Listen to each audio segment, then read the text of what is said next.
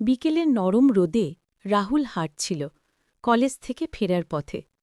মাথায় হালকা ক্লান্তি, কিন্তু মুখে হাসি। হঠাৎ চোখে পড়ে এক পুরনো বইয়ের দোকান, ধুলোমাখা বই, ছেঁড়া মলাট আর একরকম পুরনো গন্ধে ভরা। ভেতরে ঢুকে রাহুল দেখতে পেল এক কোণে রাখা একটা সোনালি কলম। কলমটার মাথায় নীল পাথরটা এমনভাবে ঝলমল করছে যেন আলো নিজেই বন্দী হয়ে আছে তার ভেতরে। দোকানদার, একজন বৃদ্ধ মানুষ, হেসে বলল, ওটা সাধারণ কলম না বাবু, যা লিখবে সেটা সত্যি হয়ে যায়। রাহুল হেসে মজা করে কলমটা কিনে নিল। রাতে নিজের খাতায় লিখল, আগামীকাল পরীক্ষা ক্যান্সেল হবে। হেসে ঘুমিয়ে পড়ল।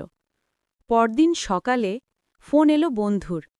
রে, শুনেছিস আজকের পরীক্ষা ক্যান্সেল, কলেজে শর্ট সার্কিট। রাহুল অবাক হয়ে টেবিলের দিকে তাকাল। সেই সোনালি কলমটা ঝলমল করছে। পরের দিন সে আবার লিখল, আমার পকেটে ১,০০০ টাকা থাকবে। এক নিমিষে পকেটে হাজির নতুন নোট। রাহুলের বুক ধড়ফড় করতে লাগল। ভয়, আনন্দ, অবিশ্বাস সব মিশে। এরপর থেকে রাহুল বদলে গেল। যা চাইত লিখে ফেলত।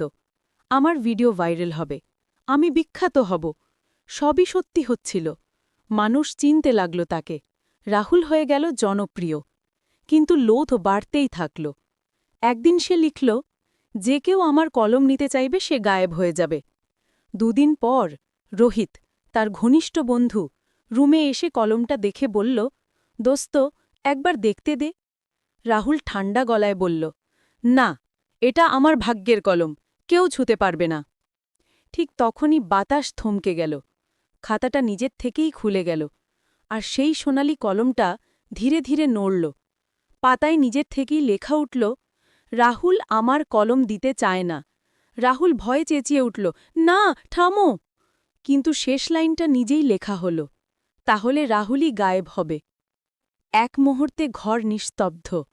চেয়ারে কেউ নেই, শুধু খোলা খাতা আর সোনালি কলমটা টেবিলের ওপর নরম আলো ছড়াচ্ছে, যেন নিজের মালিকের ভাগ্যটাই লিখে শেষ করেছে।